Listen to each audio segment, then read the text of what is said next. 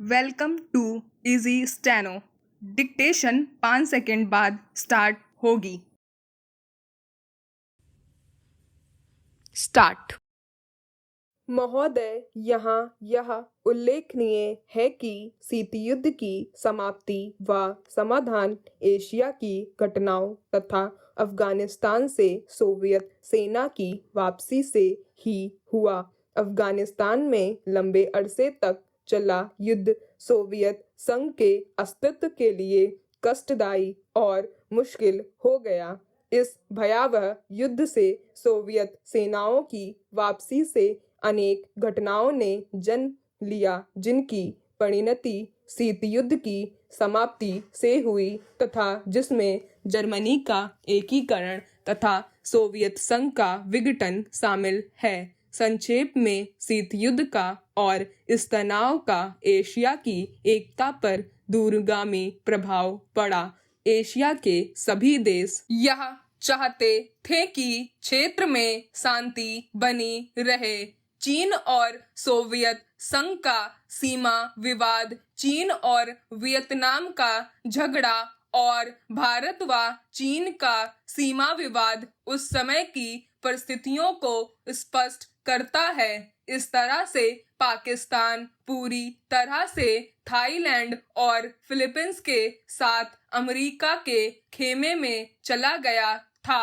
Japan अपने आर्थिक और व्यापारिक संबंधों के कारण पश्चिम के देशों में समीपीय स्थापित कर रहा था। इससे एशिया की एकता को एक नया धक्का लगा है, क्योंकि एशिया के देश अलग अलग खेमों में बट गए थे। 1960 के दशक में एक नया मोड़ आया जब शीत युद्ध के समय में आसियान के नाम से एक नए गुट का प्रादुर्भाव हुआ।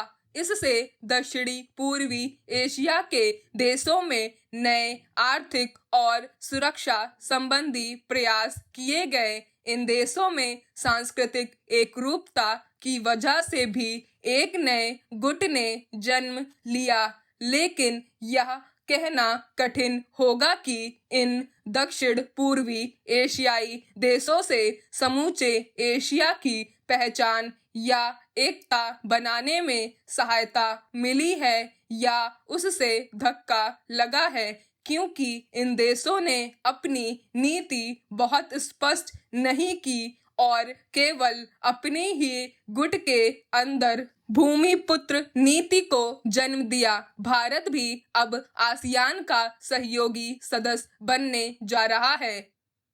भारत की पहल से दक्षिण एशियाई सहयोग संगठन सार्क की स्थापना सन 1985 में की गई, जिसके फलस्वरूप पड़ोसी देशों के आपसी सहयोग के लिए नया वातावरण तैयार हुआ।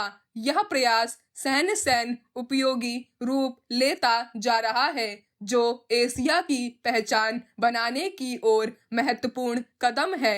व्यापार, निवेश, तकनीकी ज्ञान, संचार माध्यमों में बढ़ोतरी ने विश्व गांव के विचार को भी पैदा किया।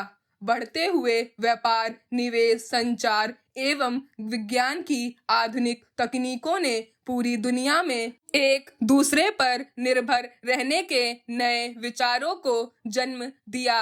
अंग्रेजी भाषा, हॉलीवुड, कंप्यूटर्स और उपभोक्ता संस्कृति ने पूरे विश्व को प्रभावित किया, जिससे देशों में फासले कम हुए, संस्कृति और सभ्यता भी प्रभावित हुई। हो सकता है कि इसके अच्छे परिणाम ना हो, ऐसी भी आशंका की जाती है। उदाहरणतः जापान दूसरे महायुद्ध तक अपनी संस्कृति और सभ्यता व संयुक्त परिवार जैसी आधारभूत सामाजिक मान्यताओं को केवल अपनाए हुए नहीं था, बल्कि उससे चिपटा हुआ था। लेकिन जापान जैसे सभ्यता वाले देश भी यूरोप के प्रभाव से बच नहीं सके।